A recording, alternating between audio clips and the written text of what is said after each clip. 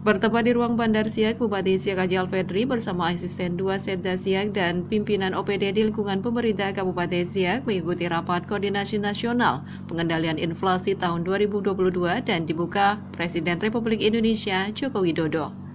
Dalam laporannya, Gubernur Bank Indonesia menyampaikan terkait perkembangan prospek inflasi dan kebijakan pangan, di mana inflasi pada Juli 2022 mencapai 4,94%, sehingga masih lebih rendah dari batas sasaran, terutama disebabkan tingginya inflasi kelompok pangan bergejolak mencapai 11,47%.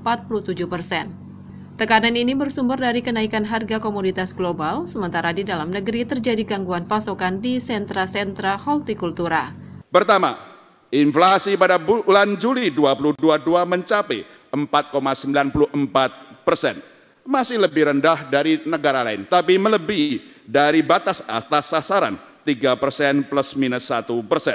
Terutama disebabkan oleh tingginya inflasi kelompok pangan bergejolak yang mencapai 11,47%, yang mestinya tidak lebih dari 5% atau maksimal 6%.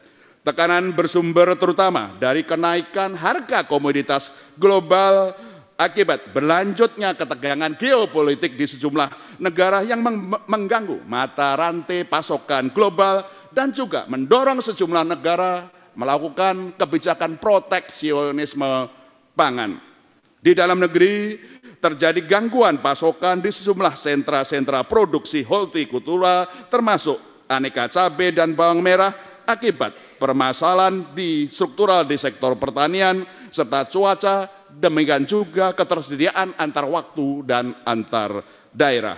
Presiden Republik Indonesia Joko Widodo ketika membuka rapat koordinasi nasional pengendalian inflasi tahun 2022 menyatakan bahwa situasi yang dihadapi saat ini sangat sulit, mulai dari pandemi COVID-19 yang belum pulih hingga munculnya krisis pangan dan keuangan.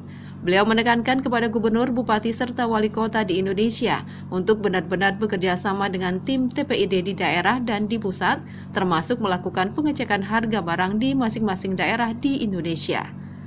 Berkali-kali saya sampaikan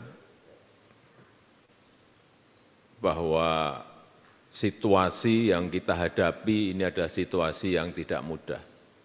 Dunia menghadapi situasi yang sangat sulit. Semua negara menghadapi situasi yang sangat-sangat sulit. Dimulai dari pandemi COVID yang belum pulih dan beberapa negara saat ini masih berada pada angka yang tinggi. Kemudian muncul perang, muncul krisis pangan, muncul krisis energi, muncul krisis keuangan. Inilah yang saya bilang tadi, keadaan yang sangat sulit. Oleh sebab itu kita tidak boleh bekerja standar. Enggak bisa lagi, karena keadaannya tidak normal. Kita tidak boleh bekerja rutinitas. Karena memang keadaannya tidak normal.